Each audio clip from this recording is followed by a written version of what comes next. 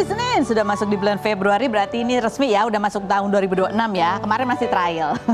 Saya Kak Rose, siap menemani Anda di acara Rumpi No Secret Wow. Ditemani oleh Danu di pojok sana dan tentunya juga sudah hadir beberapa bintang tamu yang akan berbagi ceritanya. Langsung yuk kita mojok, nih ada berita seru banget ya. Kita bahas hal-hal yang ramai diperbincangkan, menuai banyak komentar netizen, baik itu untuk hal-hal yang datang dari dunia nyata maupun dari dunia maya. Dari perseteruan, dari kabar ya mengenai Ressa Rosano yang meminta diakui secara langsung oleh Denada sebagai anak kandungnya. Kayaknya tadi Denada posting ada videonya dan dia memberikan pengakuan dan bahkan juga meminta maaf. Seperti apa videonya? Yuk kita lihat yang berikut ini. Itu baru tadi ya, sekitarnya baru sih. Adalah beberapa jam yang lalu. Kalau kita lihat di bio Instagramnya Denada juga udah diganti sedikit nih, ada modifikasi ya. Proud Ibu of AA and RR. Nih RR kayaknya Ressa Rosano gitu ya. Ini disclaimer ya. Ini kayaknya wah belain Denada. Enggak, ini kebetulan aja karena pas banget nih sebelum kita syuting ada berita Denada. Kalau ditanya kenapa nggak ngundang Ressa? Kita sudah mengundang Ressa ya. Cuman jadwalnya hari ini Ressa bisanya baru diambiar aja. Jadi kita masih menunggu jadwal kapan dia datang ke sini. Bahkan dari 3 minggu yang lalu udah kita cek jadwalnya. Jadi jangan salahkan aku ya. Oke, baiklah, kita menuju. Ini kita baca komentar netizen nggak nih? Komentar dari postingan Instagramnya Denada. Berikut ini kita lihat.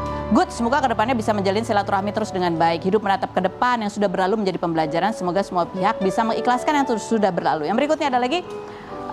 Alhamdulillah apapun alasannya dia sudah berani bicara dan mengakui, doakan yang baik untuk ibu dan anak ini. Yang berikutnya ada lagi, syukurlah sudah diakui tapi alangkah baiknya pengakuan dan permintaan maaf ini secara langsung ditemui. Yang berikutnya ada lagi, don't judge people for the choices they make when you don't the option they had to choose from. When you don't know kali ya. Kurang satu nih. Dan satu keluarga seyogianya saling menguatkan, bukan saling menjatuhkan. Stay strong Kak Dena gitu. Oke, kita kan nggak tahu itu pada saat itu apa yang terjadi, kita nggak tahu. Terus ini tulisannya adalah kalau sesama keluarga harusnya saling menguatkan gitu. Nah ini yang menarik nih, ada keluarga Denada juga yang posting juga memberikan penjelasan, pembelaan, harapan supaya nama almarhumah ibunya, Ibu Emilia Contessa itu tidak terseret-seret apalagi dengan menjadi seperti jelek sekali gitu citranya. Nah ini kita sudah terhubung langsung dengan adiknya Denada yang bernama Enrico Tambunan yang ada di Australia saat ini. Sudah terhubung dengan video call. Halo Rico. Halo Kak Ros, Assalamualaikum. Waalaikumsalam. Riko, kita tadi udah lihat video kamu ya, yang panjangnya sekitar 16 menit itu. Di awal kan kamu menyebutkan bahwa kamu membuat video ini karena desakan dari keluarga besar Bapak Hasan Ali, begitu ya. Berarti ini adalah keluarga, adik-adik, dan juga termasuk ipar-ipar dari almarhumah Ibu Emilia Contessa. Betul, Pak Hasan Ali itu adalah papanya Mama. Oke, jadi tapi kecuali Bapak angkatnya Ressa ya, yang mendesak kamu ini ya? Betul, jadi yang lain-lainnya semuanya menghubungi saya, demikian pula juga cucunya, jadi yang satu level dengan saya gitu ya, sepupu-sepupu saya juga kontak saya. Intinya apa? Kenapa mereka mendesak kamu tuh, inti keberatan mereka apa? Karena mereka merasa bahwa mama saya adalah orang yang justru di belakang itu orang yang menopang ekonomi keluarga, orang yang banyak membantu keluarga, orang yang sangat amat baik, tapi kok sekarang digambarkan sebagai seorang yang jahat sekali gitu. Itu yang mau diluruskan ya. Ini kalau kita mau tanya nih ya, ini kan kalau kita lihat Ressa diasuh oleh paman bibi atau apa ya istilahnya adiknya almarhumah Ibu Emilia Contessa. Kan maksudnya itu masih di dalam keluarga. Apa sih yang terjadi sebetulnya sehingga ini sampai harus ada ke pengadilan? Kenapa tidak dibicarakan di dalam keluarga begitu? Mungkin Riko bisa menceritakan. Betul Kak. Jadi itu juga sebenarnya kebingungan aku juga. Jadi awal-awalnya itu adalah permasalahan mobil. Dan detail mobilnya itu dia sama Muhammad ya yang bisa tahu, tapi aku hanya kasih tahu apa yang aku tahu persis karena Tante Rati kan WhatsApp dengan aku, dia bilang ini minta uang untuk cicilan mobil, minta uang untuk yang lain lagi, minta uang untuk bayar listrik dan seterusnya. Jadi aku pada waktu itu juga aku tunjukin chat aku sama Mbak Dena, Tante aku bingung nih bagaimana, aku mau ngomong sama Muhammad susah, mau ngomong sama Mbak Dena susah, karena Mbak Dena juga baru pinjam uang sama aku. Sementara setahu aku Muhammad kesulitan untuk terus-terusan membayar gitulah. Terus itu sepengetahuan aku, dan sebagai catatan pada waktu itu aku belum tahu, belum dikasih tahu sama tante bahwa Resa itu adalah anaknya Mbak Dina gitu. Jadi aku juga nggak tahu seperti yang aku share di postingan kemarin baru tadi ini gitu, berarti pagi. Nah, terus udah gitu si tante bilang, oh ya kirimin uangnya atau saya viralkan nih. Terus ya pikiran aku, ya udah tante ya sekalian saya juga kita nggak bisa kasih uangnya, terus diancam mau diviralkan ya saya bilang ya sudah ya saya mau apa lagi kalau mau diviralkan ya viralkan lah. Saya pikir oh kita masalah mobil dan mau diviralkan masalah masalah mobil dan kita juga bukan Kim Kardashian gitu yang saya bilang sama dia, bukan pejabat yang saya bilang Kim Kardashian. Terus udah gitu tiba-tiba jadinya ini meledak lah. Saya pikir kok ini permasalahan antara apa dengan apa, tapi sekarang yang dijelek-jelekan nama mama saya dan itu yang bikin keluarga menjadi kecewa.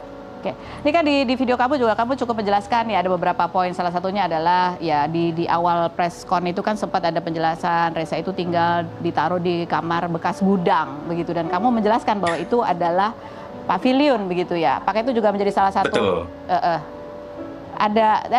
Tadi Riko juga sempat mengirimkan fotonya gitu ya. Ini foto kondisi kamarnya. Ini kok kenapa miring begini ya?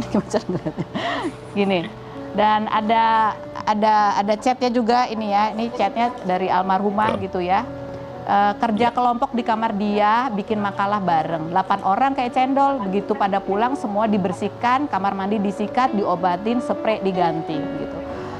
Riko, kalau kamu melihat ini berarti memang menggambarkan almarhumah mama Ibu Emilia Contessa itu memang seperhatian itu begitu ya? Sangat, dan bukan hanya sama Resa aja, sama semua sepupu-sepupu saya ya begitu sayangnya dia. Oke, ini soal mobil gitu, ini ada cerita menarik gitu ya kan soal mobil Brio, ya Brio itu yang kamu sempat cerita bahwa anak-anak kamu aja gitu, which is itu cucunya sama gitu kan levelnya cucu juga gitu ya.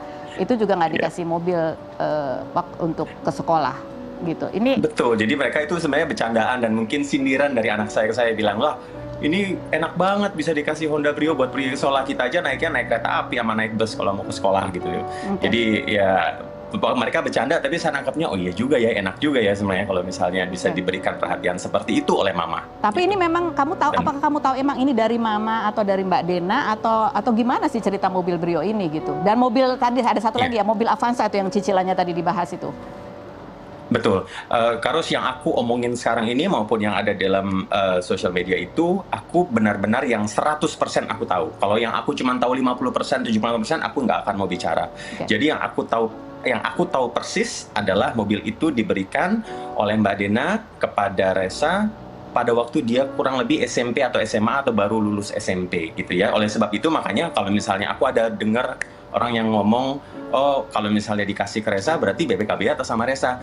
Ya sepengetahuan saya sih kalau di Indonesia, kalau misalnya belum 17 nggak bisa punya nama di BPKB gitu ya. Setahu saya seperti itu. Jadi itu saya rasa cukup dijawab dengan itu gitu. Nah, mobil itu diberikan oleh Mbak Dena kepada Resa. Ya betul, mobilnya memang belum lunas dibayar, memang masih ada cicilan, tetapi kan mobilnya ada, mobilnya bisa dipakai. Itu sepengetahuan saya seperti itu. Kalau detailnya itu mungkin Muhammad. Oke, ini disebut bahwa mobil itu dijual senilai 79 juta, 20%-nya untuk DP mobil Avanza yang baru, 79-nya katanya dikasih ke Ibu Emilia Contessa, sampai ada orang yang bilang, wah gila sadis banget nih gitu. Kok duitnya? Iya.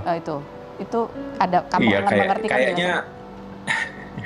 Kayaknya kalau misalnya sampai mau nyuri uang, kayaknya mama saya nggak segitunya banget gitu. Kayaknya kalau misalnya kayak gitu, ya anak-anaknya mama saya juga nggak kere-kere amat kalau misalnya cuma untuk segitu doang gitu kalau menurut aku. Jadi ya, tapi itu Muhammad yang lebih tepat untuk menjawab masalah mobil. Nah ini untuk masalah yang juga menjadi perhatian orang yang katanya seolah-olah bayi Resa ini ditawar-tawarkan sampai 10 kali dan lain sebagainya. Ini kamu sendiri sebagai anak gitu, atau dari pihak keluarga besar, apakah ada yang bisa membantu memberikan penjelasan apakah betul seperti itu? Ya, jadi yang aku tahu dan yang diberitahu kepada aku adalah memang kan Om Dino sama Tante Rati itu belum memiliki anak laki-laki. Jadi anaknya dia perempuan semua. Jadi memang ya pada waktu itu dimintalah oleh saya tidak tahu persisnya ya, sebenarnya tadi saya bilang kalau saya cuma tahu 50%, 70% saya tidak akan memberikan statement apa-apa, tapi kalau yang saya tahu adalah ya itu diminta untuk dirawat. Apakah diminta atau bagaimana prosesnya itu saya tidak tahu persis. Oke. Tetapi kalau untuk ditawar-tawarkan, saya tahu persis mama saya bukan seperti itu orangnya. Oke. Dan satu hal yang saya garis bawahi, dan ini juga saya share juga dalam postingan saya, memang setiap kali saya ngomong sama Mbak Dena mengenai orang ini, Mbak Dena terus langsung dia seperti ada reaksi orang PTSD begitu, itu yang saya bilang di sosial media saya. Oke, baiklah. Dan ada lagi bahwa ini banyak yang penasaran mengenai sosok ayahnya begitu ya kan. Kamu sendiri sebagai adik, bahkan Dena tuh tidak membuka siapa dia, tapi ya itu yang kamu lihat. Dia ada rasa sedih dan marah ketika pertanyaan mengarah ke situ. Tapi kan di berita di luar sana macam-macam. Dari memulai adalah mungkin gitu, karena kan itu sampai yang nggak mungkin gitu ya. Kayak yang ini apa sih gitu. Ya mesti nama apa ada keluarga juga terbawa-bawa gitu. Kamu tuh sebagai bagian keluarga besar, apakah bagaimana responnya untuk melihat seperti itu? Respon saya sangat amat kecewa karena menurut saya ada sesuatu yang tidak masuk akal gitu ya. Kalau misalnya ada keluarga kita yang kena permasalahan seperti ini, tentunya yang kita lindungi adalah keluarga kita gitu kan.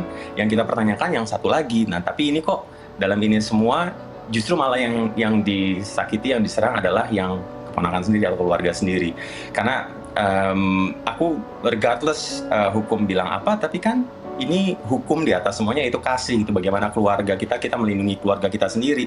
Kayaknya di mana-mana pasti orang akan memikirnya gitu. Ada kasus seperti ini pasti dilindungi keluarga. Oke, baik. Kamu sempat cerita bahwa ini juga sebetulnya sering juga almarhumah Ibu Emilia Kontesa ini ngajak jalan-jalan ke luar negeri, termasuk Resa itu juga termasuk diajak juga. Jadi kalau ada bahwa seperti tidak diperhatikan, oh ini ada fotonya ya, tidak diperhatikan, tidak dikasih uang, tidak dikasih uang makan, tidak dikasih uang popok gitu. Iya. Saya tahu persis mama saya bukan orang yang jahat lah. Sekarang saya ini ada handphonenya mama saya di sini, dan saya sendiri sudah baca chat-chatnya sama adik-adiknya, termasuk juga sama tante Ratih juga. Jadi saya bisa lihat sendiri bagaimana mama saya ada chatnya yang bilang katanya kirimannya jangan lupa, kiriman bulanannya, transferannya jangan lupa. Jadi untuk hal-hal yang seperti itu saja mama perhatikan. Jangan lupa tuh dari siapa? Adik-adiknya semua. Adik-adiknya semua, ada banyak keluarga dan adik-adiknya. Jadi generous ya, dan itu orang yang sangat murah hati. Dia sangat amat sama keluarga, dia memperhatikan sekali. Bahkan sampai saya mikir, ini terlalu memikirin adiknya nih, anaknya enggak nih mama nih. Saya suka ngomong kayak gitu sama mama. Oke, baik. Mungkin buat cerita lainnya, pemirsa bisa langsung menuju ke Instagramnya Enrico Tambunan ya. Baik, Riko terima kasih banyak atas waktunya. Terima kasih. Terima kasih, Carlos. Ya, Adi. Saya nggak ikut campur ya, saya kan kerja di sini ya, takut aku dimarahin ya. Tapi kan kita doakan kalau ini masalah keluarga, mudah-mudahan ya bisa diselesaikan juga secara kekeluargaan. Luka, sedih itu pasti ada gitu. Nggak, kita tidak memungkiri atau bilang, gitu, enggak. Pasti yang namanya seorang anak itu pasti ada banyak hal yang dia pendam, yang dia inginkan, yang ingin dia sampaikan. Tapi mudah-mudahan walaupun caranya ini yang mungkin jadi tontonan banyak orang, tapi bisa membuka jalan silaturahmi yang lebih hangat, lebih baik lagi. Baik kan? Aku nggak nyalain siapa-siapa. Baiklah, kita menuju ke bintang tamu kita. Ada Ustazah Oki Stiana Dewi, kita lihat profilnya berikut ini. Kita sudah bersama dengan Ustazah Oki. Alhamdulillah, terima kasih. Sama-sama. Baru mendarat langsung ke studio. Tadi subuh baru mendarat. Langsung ke studio Rumpi ya. Benar. Ini baru menjalankan safari dakwah sampai ke United Kingdom. Betul. Wah, Masya Alhamdulillah. Kan lagi libur ceritanya di kampus, lagi libur musim dingin 2 minggu. Jadi dimanfaatkan untuk safari dakwah. Itu ke Edinburgh atau kemana-mana lagi? Ke Edinburgh, ke London, ke beberapa kota di sana lah. Oh, oke. Gitu. Nah, ini ada yang menarik juga yang mau kita diskusikan gitu ke Ustazah. Oke, ada satu postingan yang menarik tentang soal anak begitu ya, bahwa kalau anak ada orang tua anak salah, orang tua itu yang pasti salahnya ya ini ya. Sepertinya kita perlu introspeksi dan mengatur ulang semuanya, berusaha agar hak-hak anak tetap terpenuhi, hati dan jiwanya pun selalu terisi. Kalau perlu anak diajak dialog pelan-pelan, kita beritahu mereka tentang kesibukan dan tantangan yang kita hadapi. Mudah-mudahan mereka paham. Tak selamanya orang tua itu benar. Kadang kita salah juga, perlu introspeksi dan diingatkan. Bahkan tidak berlebihan kalau kita minta maaf kepada anak gitu ya. Anak itu amanah, anak itu anugerah, anak itu karunia. Gitu. Ini kamu Pertama-tama aku diundang di Rumpi, aku nggak tahu nih mau bahas apa. Tapi intinya statement ini sebenarnya ketika aku berbicara itu tergantung siapa audiensnya, Mbak. Kalau audiensnya adalah para ibu-ibu, aku akan bilang aku dan ibu-ibu kita introspeksi diri yuk. Kalau audiensku adalah anak-anak, kita memposisikan diri sebagai anak-anak kita introspeksi diri yuk gitu. Jadi tidak mengatakan bahwa ibu harus introspeksi diri, tergantung dalam posisi dia sebagai ibu dan aku bicara tentang diriku sendiri, introspeksi diri. Kalau posisi anak-anak, kalau aku memberikan ceramah untuk anak-anak, misalnya ya untuk anak-anak yang berbakti pada orang tuanya, anak-anak introspeksi diri. Jadi ini bicara umum dan tidak terkait dengan apapun. Tidak terkait dengan apapun. Jadi ini juga kita secara general, tapi mungkin belajar dari apa yang mungkin kita lihat, kita baca, ada baiknya kita bisa mengambil hikmah pelajaran baik dari yang terjadi di luar gitu ya, tentang bagaimana orang tua ini perlu meminta maaf gitu. Tapi mungkin gini, mungkin pertama-tama kan aku baru banget sampai ke Indonesia, tidak tahu apa-apa. Iya, ya, betul. Tapi yang jelas, mungkin aku ingin menyampaikan kepada netizen kita semua, kita ini kan, kita masing-masing kita kan pasti punya ujian hidup masing-masing, betul. Ya. Gitu, dan kayaknya rasa-rasanya nggak adil dan nggak bijak kalau kita mengomentari terlalu dalam urusan kehidupan seseorang karena kita nggak ada di dalamnya, kita nggak tahu apa yang terjadi sesungguhnya. Jadi tadi aku sempat juga lihat beritanya, tentu aku sangat bersimpati dengan keadaan yang ada. Aku tahu ini nggak mudah buat semua yang mengalami hal tersebut. Jadi mudah-mudahan Allah bantu, Allah hilangkan kesedihan, Allah hilangkan kepedihan. Karena masing-masing pasti ada air matanya. Jadi mudah-mudahan Allah bantu dan semuanya ada jalan keluar yang baik, insya Allah. Hanya itu yang bisa aku bilang. Nah, ini kita mau bahas postingan juga Ustazah Oki ini tentang ya bagaimana ini kalau dari sisi orang tua nih, kayaknya beranjak dari keinginan Ustazah Oki juga untuk ngajak anaknya umroh satu persatu, membangun bonding gitu. Iya benar. Kalau aku pribadi, aku bicara tentang diriku sendiri. Yang aku kan nggak sempurna ya sebagai seorang ibu. Kita semua pasti belajar, masih terus belajar gitu. Aku punya program ke anak-anakku, kalau Allah berikan rezeki, setiap anak tuh aku pengen ngajak berlibur satu anak aja gitu kalau ada rezeki. Kenapa? Karena aku perlu bonding sama anak-anakku gitu. Jadi kemarin sempat beberapa kali umroh aku ajak Maria, atau di kesempatan lain aku ajak Ibrahim, aku gilir. Kenapa? Karena aku perlu ngobrol sama mereka. Kadang-kadang kita terlalu sibuk, kita nggak tahu apa yang terjadi sama mereka. Jadi menurutku dengan ibu 4 anak, aku ibu 4 anak yang masih banyak bodoh dan kurangnya ini, aku perlu waktu untuk bonding bersama anak satu persatu. Kita lihat seperti apa postingannya berikut ini. Ustazah Oki, ini kan memang ini ibu 4 anak aja yang tinggalnya ya udah satu rumah gitu kan, walaupun dengan kesibukan. Tapi kan kadang-kadang ada mungkin ibu atau bapak yang pekerjaannya jauh dari anak-anak. Jadi sehingga melewatkan mungkin momen-momen masa kecilnya mereka, tumbuhnya remaja. Nah itu ketika ketemunya gede, bangun bondingnya gimana? Kalau boleh memilih kan semua orang tua mau sama anaknya. Iya. Secara jujur setiap ayah dan ibu pasti mau sama anaknya, tapi kan ada beberapa keadaan kita nggak pernah tahu loh keadaan seseorang yang mengharuskan akhirnya terpaksa, misalnya harus nggak sama-sama dulu. Kayak aku nih sekarang sama anak-anakku, aku harus ke Indonesia dulu ninggalin anak-anakku. Kalau boleh milih ya pengen di rumah terus sama anak-anak, cuman kan harus bekerja, berusaha dan sebagainya. Jadi kalau aku membicarakan tentang diriku sendiri, aku nggak mau membicarakan orang lain karena aku nggak tahu kisah orang lain. Nggak baik bicara untuk orang lain, kita nggak tahu kisahnya. Untuk diriku sendiri, aku bilang sama anak-anakku, aku minta maaf sama anak-anakku karena aku meninggalkan mereka untuk beberapa waktu, gini kan. Termasuk kemarin tuh aku belajar terus, aku minta maaf sama mereka. Tapi aku bilang aku bukan ibu yang sempurna, tapi nanti aku ganti ya waktunya gitu. Izinin Uma untuk kerja dulu ya. Nanti habis itu kita bisa jalan-jalan lagi. Jadi aku ibu yang nggak sempurna ini, yang masih banyak salah dan bodohnya ini, paling penting menurutku anak-anak dibicarain sih. Jadi gitu. Komunikasi itu tetap ya harus disampaikan semuanya. Dan aku bilang sama anak-anakku setiap hari, aku pikir ya penting banget untuk kita tuh bilang I love you nak, I love you sayang. Kadang anak-anak tuh merasa mama nggak sayang sama aku karena mamanya pergi dan sebagainya. Bagiku untuk aku yang aku bicarakan ke anak-anakku, Uma sayang sama anak-anak, Uma pergi misalnya untuk belajar atau sekolah untuk sementara, nanti kita bareng-bareng lagi gitu. Itu jadi, aku ya, maksudnya aku. Iya, ini kan tips aja ya, tips aja kita mungkin aku bisa bicarakan tentang diriku sendiri ya. Jadi again, apapun dalam hubungan dengan manusia, terutama kepada anak-anak, komunikasi itu tetap harus dijalankan. Kan kadang-kadang idealnya seperti itu sih. Orang tua kan kadang-kadang suka lupa suka lupa. Iya, terus suka idealnya seperti itu. Tapi balik lagi kisah kehidupan manusia kan berbeda-beda ya, gitu. anak-anak punya kesedihannya sendiri, ibu-ibu kita juga punya air matanya sendiri kan gitu. Kita punya kisah hidup yang beda-beda gitu. Tapi ya aku maupun ibu dimanapun berada di luar sana, aku tahu semua dari kita mencintai anak-anak kita, dan mudah-mudahan Allah bantu, insya Allah anak-anak terus berada di hati kita. Anak-anak juga begitu, semuanya mencintai ibunya. Pasti. Apapun yang terjadi, itu hubungan ibu dan anak tuh nggak akan pernah bisa lepas. Apapun yang terjadi, aku juga nggak tahu apa yang terjadi pada diriku atau Mbak Feni punya kehidupannya sendiri. Tapi apapun itu, seorang ibu pasti nggak mungkin tiap hari tuh doain anaknya. Mau dia ketemu nggak ketemu sama anaknya, pasti itu Mbak, nggak mungkin.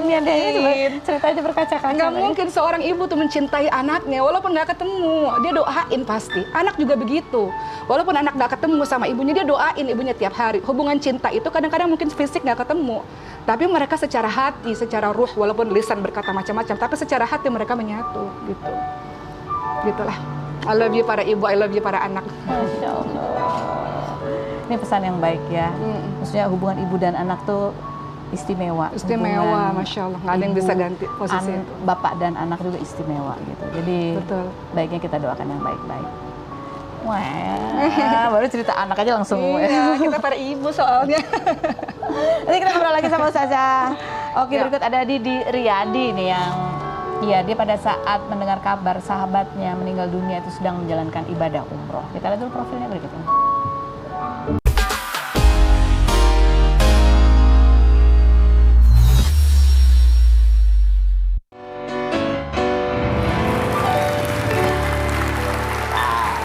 Kalau sudah bersama dengan Didi Riyadi, Assalamualaikum. Waalaikumsalam. Ini Didi Riyadi turut berduka ya atas kehilangan sahabat perjuangan dari remaja sekali ya, kamu ya, dari belasan tahun belasan. Gitu ya. Sama-sama mengawali dari dunia model juga ya.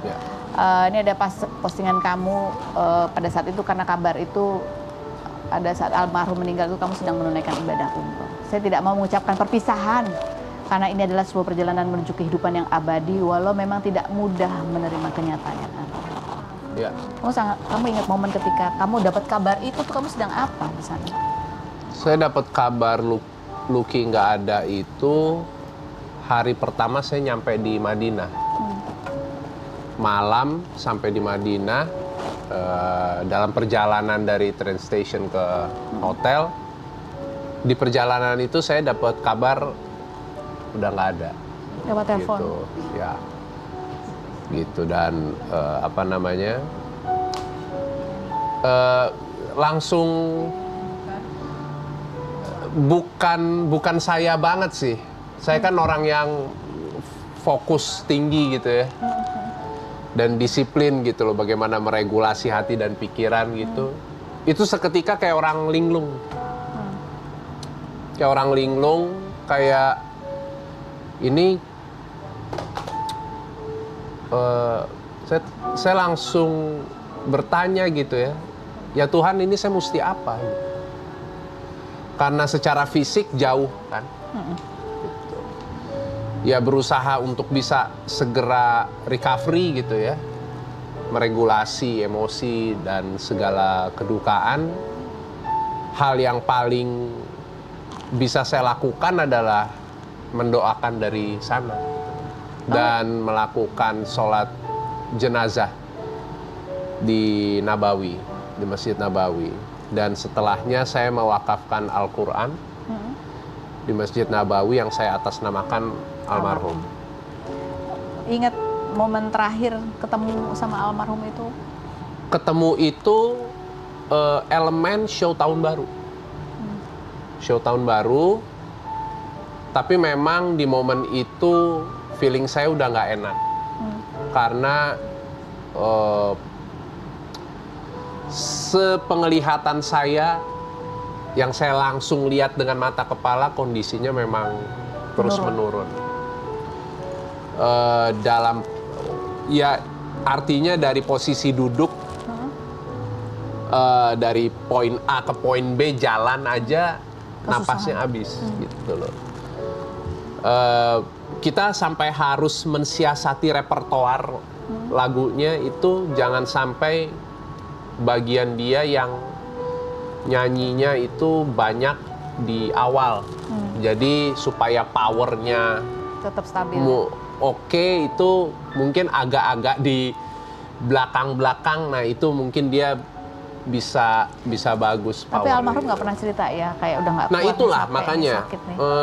almarhum itu nggak pernah nunjukin kalau dia sakit, kalau dia sedang tidak baik-baik saja, dan dia nggak mau lingkungannya dan teman-temannya itu jadi kepikiran, jadi sedih, jadi nyusahin teman-temannya. Dia tuh nggak mau. Tapi tentunya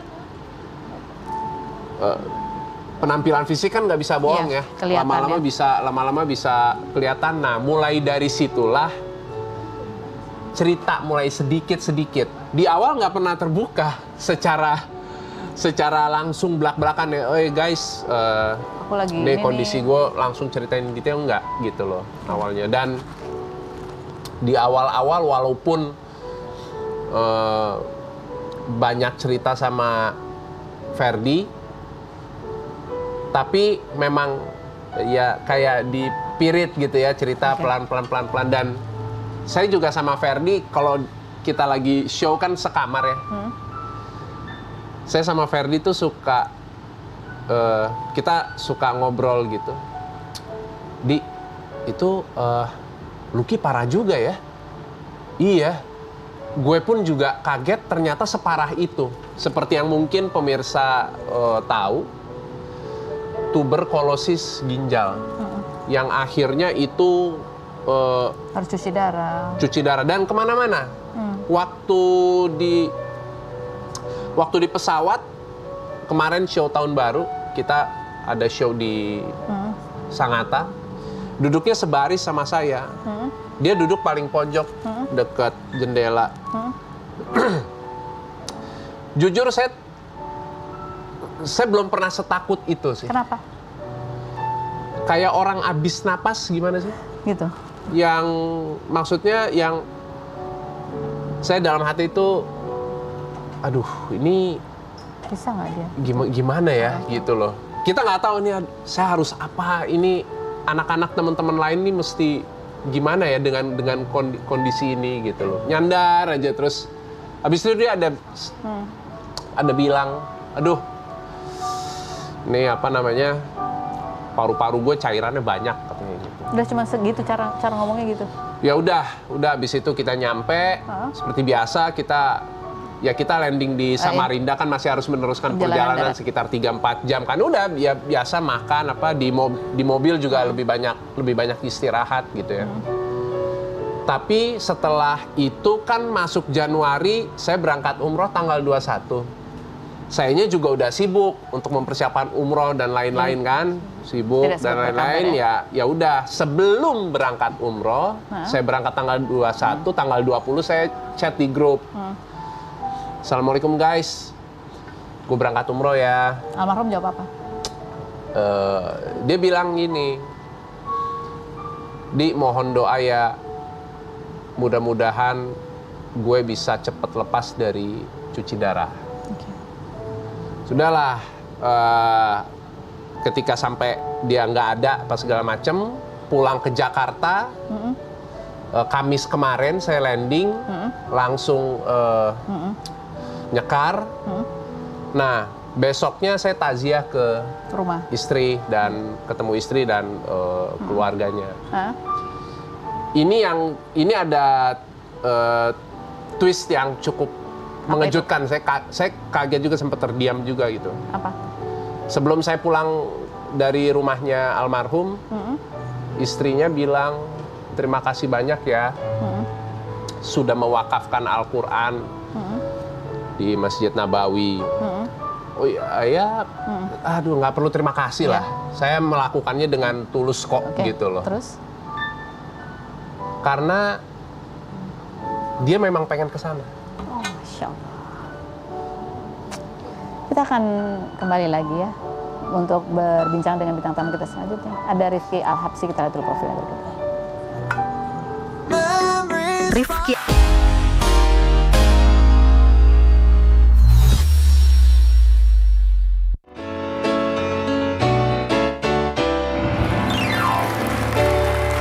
Kita sudah bersama dengan Rifki Al-Habsyi apa kabar? Baik, alhamdulillah. Ini perjalanan karirnya menarik ya, dari olahraga atlet dulu, main bola, habis itu ke dunia sinetron, Ya. habis itu balik lagi main bola gitu. Habis itu balik lagi.